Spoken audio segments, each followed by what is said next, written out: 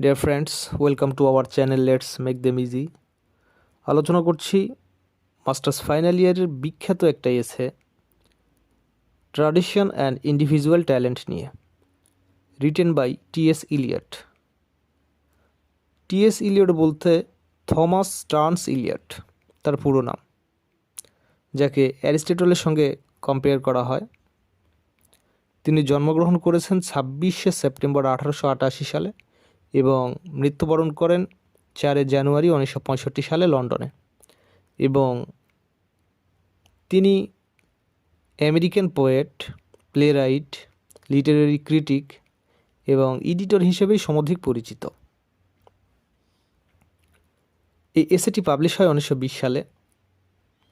তো এখানে অথার প্রথমে ট্র্যাডিশন নিয়ে বিস্তারিত আলোচনা করেছেন এবং আমরা নামটা দেখতে পাচ্ছি ট্র্যাডিশন অ্যান্ড ইন্ডিভিজুয়াল ট্যালেন্ট। তো প্রথমে লেখক এখানে ট্র্যাডিশন নিয়ে আলোচনা করেছেন, এরপর ইন্ডিভিজুয়াল ট্যালেন্টটা কী এটা নিয়ে আলোচনা করেছেন এবং এরপর এদের মধ্যে একটা সম্পর্ক বা রিলেশন নিয়ে আলোচনা করেছেন। এবং ট্র্যাডিশন এবং ইন্ডিভিজুয়াল ট্যালেন্টের সমন্বয়ে সাহিত্যকর্ম কী রূপ হবে বা তার ধরনটা কেমন হবে সেগুলো নিয়ে তিনি বিশদভাবে ব্যাখ্যা বিশ্লেষণ করেছেন। এসের শুরুতে ইলিয়ট বলছেন, how many senses the word tradition is used. কয়টা ক্ষেত্রে বা কীভাবে ট্র্যাডিশন শব্দটা ব্যবহার হতো। তিনি উল্লেখ করেন, ইংরেজি সাহিত্যে ইংলিশ পোয়েটস অথবা ইংল্যান্ডের সে রাইটাররা যারা ট্র্যাডিশন কথাটা তাদের লিটারেচারে বলতো না বা সাহিত্যে লিখতো না। আবার কোনো কোনো সাহিত্যে বা সাহিত্যকর্মে ট্র্যাডিশন বা ঐতিহ্যের এই কথাটা উল্লেখ না থাকলে তারা সেটাকে সমালোচনা করতেন বা নিন্দা করতেন। কিন্তু তারা এ ট্র্যাডিশন বা দি ট্র্যাডিশন এইরকম কোনো কিছু উল্লেখ করতেন বা লিখতেন না। They are unable to point to a particular tradition or any general tradition. তারা বিশেষ ধরনের কোনো ঐতিহ্য বা সাধারণ ঐতিহ্যের মধ্যে কোনো পার্থক্য তুলে ধরতে পারেননি বা কোনো কিছু নির্দেশ করেননি। মাঝে মাঝে তারা কারো সাহিত্যকর্মের সমালোচনা করতে সেটাকে ট্র্যাডিশনাল বলতো অথবা ট্রু ট্র্যাডিশনাল বলতো। দ্যাট মিন্স প্রাচীন, সেকেলে, গেঁয়ো, ব্যাকডেটেড এরকম। অর্থাৎ কোনো সাহিত্যকর্মের নিন্দা করতে, সমালোচনা করতে এই শব্দটা তারা ব্যবহার করতো, ট্র্যাডিশনাল। কিন্তু অথার এই ট্র্যাডিশন সম্পর্কে এরূপ মন্তব্যের সমালোচনা করেছেন। আমেরিকান এবং ইংল্যান্ডের রাইটারদের যে ট্র্যাডিশন সম্পর্কে ধারণা এর সমালোচনা করেছেন এবং তিনি ট্র্যাডিশন সম্পর্কে ব্যাপক বিস্তারিত আলোচনা করেছেন এবং ভিন্ন ভিন্ন থিওরি প্রদান করেছেন।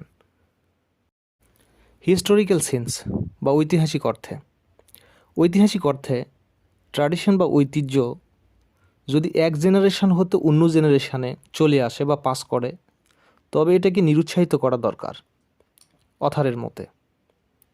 এরকম পূর্ববর্তী জেনারেশনকে অন্ধভাবে অনুকরণ করার নাম ট্র্যাডিশন নয়। অর্থাৎ পূর্বে যা ছিল যেই ঐতিহ্য বা ট্র্যাডিশন, সেটাকেই আমরা অন্ধ অনুকরণ করছি, তাহলে এটা ট্র্যাডিশন নয়। অথারের মতে সাম্প্রতিককালে অতীত অনুসরণে অনেক লেখা বা সাহিত্যকর্ম ধূলির সাথে মিশে গেছে। অর্থাৎ বর্তমান সময়ে অতীতকে উপজীব্য করে অনেক লেখা লিখেছে অনেক রাইটার এবং সেগুলো মূল্য পায়নি বা এদের কোনো মূল্যায়ন হয়নি। অন্ধের মতো কপি করার নাম ট্র্যাডিশন নয়। অর্থাৎ পূর্বের ইতিহাস, সেটাকে অন্ধের মতো কপি করার নাম ট্র্যাডিশন নয় বা ঐতিহ্য নয়। Tradition is a matter of mass wider significant. T S. ইলিয়টের মতে tradition is a matter of mass wider significance. ঐতিহ্য হলো ব্যাপক তাৎপর্যপূর্ণ একটা ব্যাপার, এটা কোনো সংকীর্ণ ব্যাপার নয়। এটা উত্তরাধিকারী সূত্রে পাওয়া কোনো জিনিস নয়। যদি কেউ পূর্বের ট্র্যাডিশন ধরে রাখতে চায় তবে তাকে অনেক শ্রম দিতে হবে, লেবার দিতে হবে। হিস্টোরিক্যাল সেন্সে ট্র্যাডিশন হিস্ট্রির সাথে মিশ্রিত থাকবে। এটা কেবল অতীতকেই বুঝাবে না, এর মধ্যে বর্তমান এবং বর্তমানের সাথে সম্পৃক্ততা থাকবে। যেমন আমরা বোঝানোর জন্য বলতে পারি, আব্রাহাম লিঙ্কনের গ্যাটিসবার্গের সেই অ্যাড্রেসটা, democracy is a government of the people, by the people, for the people. এই ভাষণটি সেই সময়ে অত্যাধিক জনপ্রিয় ছিল এবং বর্তমানে কিন্তু সমান জনপ্রিয় বা গুরুত্বপূর্ণ। সুতরাং অতীত এবং বর্তমানের সমন্বয়ে এই যে ইতিহাস বা এই যে লেখা, এই ভাষণ, এটাই হচ্ছে ট্র্যাডিশন। আমরা আরও সহজভাবে বলতে পারি পয়লা বৈশাখের কথা, যেটা বাংলার একটা ঐতিহ্য বা ট্র্যাডিশন। এটা কিন্তু চালু করেছিল সম্রাট আকবর। সেই আমলে কোন পারপাসে এটা ইউজ করা হতো?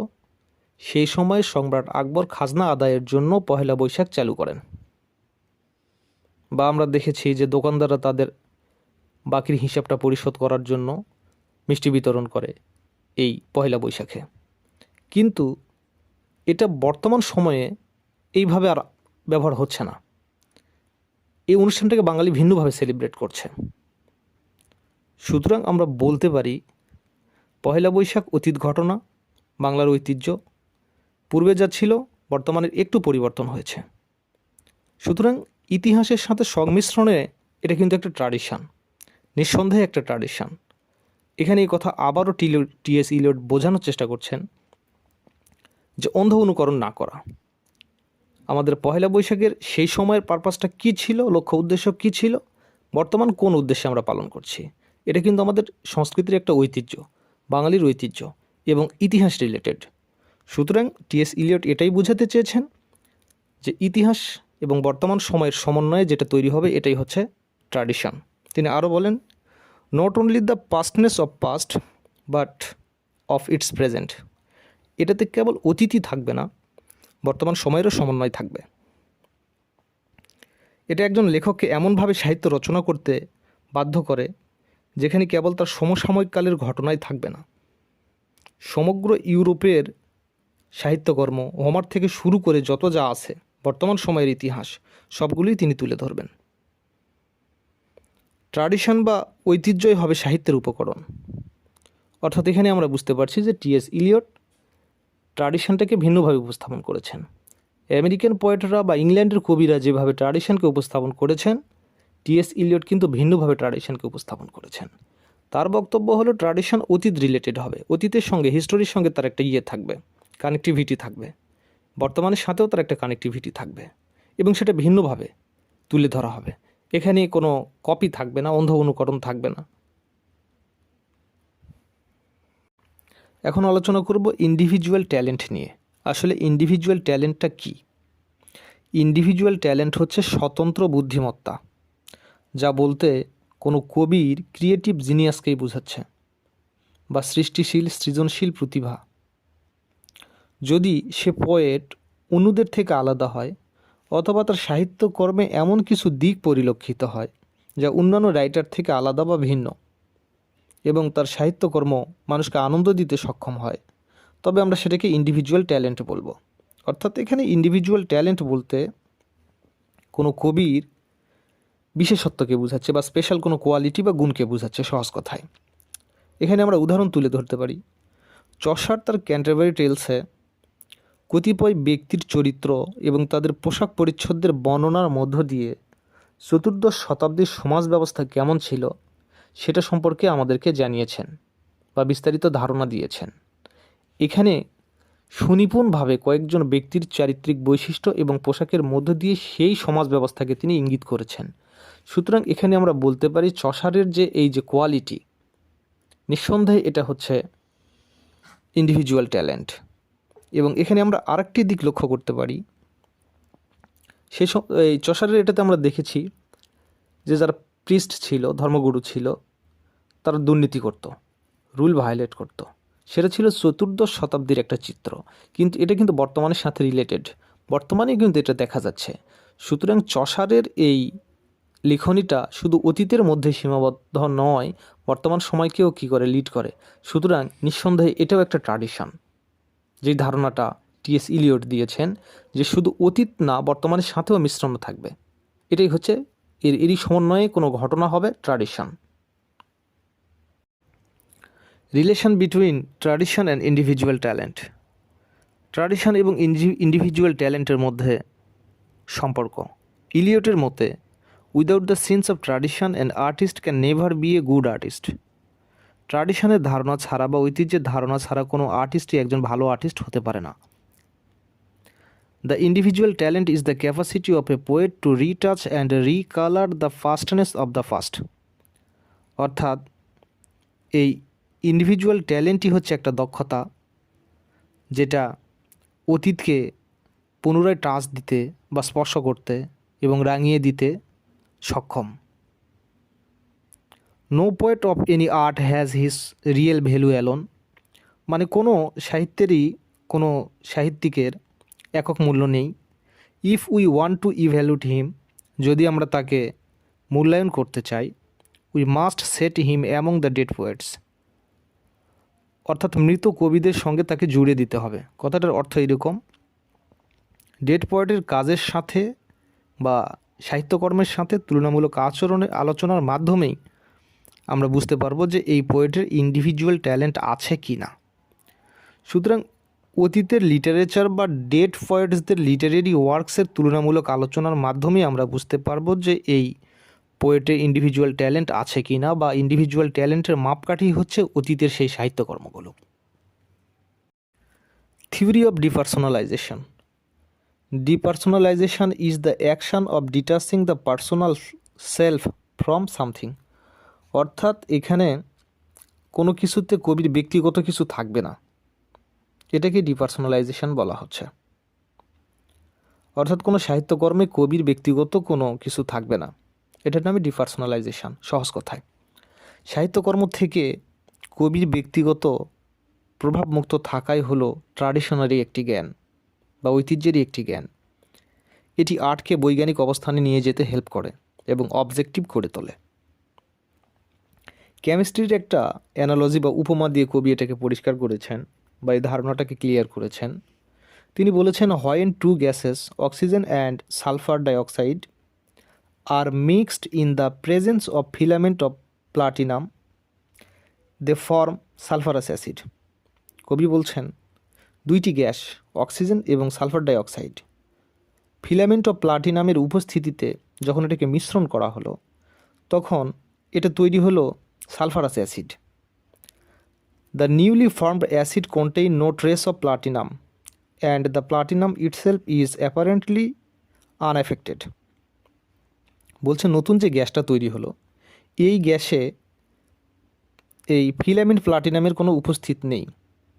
যদিও তিনটি এলিমেন্ট একত্রিত হয়ে নতুন গ্যাস তৈরি হলো, এখানে দুইটি গ্যাসেরই উপস্থিতি রয়েছে, কিন্তু এই প্লাটিনামের উপস্থিতিটা নাই হয়ে গেছে, এখানে তার কোনো চিহ্ন নেই এবং এটা আনএফেক্টেড রয়ে গেছে। ইট হ্যাজ রিমেইন্ড ইনার্ট, এটা নিষ্ক্রিয় রয়ে গেছে, নিউট্রাল নিরপেক্ষ রয়ে গেছে এবং আনসেন্সড অপরিবর্তিত রয়ে গেছে। অর্থাৎ দুইটা গ্যাসকে একত্রিত করতে সাহায্য করলো এই ফিলামেন্ট অফ প্লাটিনাম, কিন্তু সে কোনো প্রভাবিত করেনি। পরে সালফারাস অ্যাসিড তৈরি হয়েছে, এতে হেল্প করেছে কে? এই ফিলামেন্ট অফ প্লাটিনাম, কিন্তু এটা কোনো জায়গা দখল করেনি বা এটা প্রভাবিত করেনি। এটা ইনার্ট রয়েছে, নিউট্রাল রয়েছে, আনসেন্সড রয়েছে। ঠিক টি.এস. ইলিয়টের মতে কবির মন ও প্লাটিনামের মতো নিজের আবেগ অনুভূতির ছোঁয়ায় সাহিত্যকর্ম সাহিত্যকর্ম তৈরি হবে ঠিক আছে, কিন্তু তা ভিন্নভাবে তৈরি হবে। এটা বোঝার কোনো উপায় নেই যে এখানে কবির ব্যক্তিগত আবেগ, ইমোশন বা ফিলিংসগুলো কাজ করেছে। এক্ষেত্রে কবির মনই ক্যাটালিস্ট বা প্রভাবক হিসেবে কাজ করবে, অর্থাৎ প্লাটিনামের মতো কাজ করবে। Wordsworth idea of emotion. William Wordsworth তার প্রিফেস টু লিরিক্যাল বেলাডে বলেছেন, poetry is spontaneous overflow of powerful feelings. It takes its origin from emotion recollected in tranquillity. অর্থাৎ ইয়ের মতে, ওয়ার্ডসওয়ার্থের মতে যে পাওয়ারফুল ফিলিংস থেকে পোয়েট্রির সৃষ্টি হয় এবং এটা শেষে ট্রানকুইলিটির দিকে যায়, প্রশান্তির দিকে যায়, ইমোশন থেকে প্রশান্তির দিকে যায়। কিন্তু ইলিয়ট এটাকে বানচাল করে দিয়েছেন। Eliot criticizes romantic poetic creation. Eliot ওয়ার্ডসওয়ার্থের এই থিওরিটাকে সমালোচনা করেছেন এবং ডিসঅ্যাপ্রুভ করেছেন। Emotion recollected in tranquillity is an inexact formula. ইলিয়টের মতে এটা একটা অনৈতিক বা অশুদ্ধ ফর্মুলা। ইলিয়ট মনে করেন it is neither emotion not tranquillity, এটা ইমোশনও নয় আবার ট্রানকুইলিটিও নয়, এবং পাওয়ারফুল ফিলিংস দিয়েই যে কেবল সবসময় সাহিত্য রচনা সম্ভব এটাও নয়। তো তাতে মানব জীবনের সুখ দুঃখ, ইতিহাস, ঐতিহ্য থাকবে। ইলিয়টের মতে যখন কবিকে আনকনসাস থাকতে হবে, তখন সে যদি কনসাস থাকে তবে সফল সাহিত্যকর্ম তৈরি হবে না। তাই পোয়েটকে যত আনকনসাস থাকা যায় বা যত আনকনসাস থাকবে, ততই সাহিত্যকর্ম মানে কবির প্রভাবমুক্ত থাকবে, কবির ব্যক্তিগত প্রভাবমুক্ত থাকবে। What the essay is. ইলিয়টের ট্র্যাডিশন অ্যান্ড ইন্ডিভিজুয়াল ট্যালেন্ট, এটা ধরনের দিক থেকে এরকম হচ্ছে যা থিওরি অফ লিটারেরি ক্রিটিসিজম। এটা এক ধরনের ক্রিটিসিজম, যেটা ড্রাইডেনের ড্রামাটিক পোয়েজি এবং আর্নল্ডের এসে ক্রিটিসিজমের মতোই বিখ্যাত। Different types of criticism. Criticism বিভিন্ন প্রকারের হতে পারে, যেমন mimetic criticism, pragmatic criticism, expressive criticism and objective criticism. Tradition and individual talent, এটি হচ্ছে অবজেক্টিভ ক্রিটিসিজম, কেননা এখানে শিল্পকর্মের একটা স্বকীয়তা রয়েছে বা শিল্পকর্মের ওপর, লিটারেরি ওয়ার্কসের ওপরই ফোকাস করা হয়েছে। এখানে কোনো রাইটার বা রিডারের ইমোশন বা আবেগ বা তাদের কোনো চিন্তা চেতনার ওপরে ফোকাস করা হয়নি, এটা শুধু এই লিটারেরি ওয়ার্কস বা সাহিত্যকর্মের উপরই ফোকাস করা হয়েছে। তাই এটা হচ্ছে অবজেক্টিভ ক্রিটিসিজম। তো এটাই ছিল আলোচ্য এসের মূল বিষয়বস্তু। আশা করি বুঝতে পেরেছেন। ধন্যবাদ সবাইকে সাথে থাকার জন্য।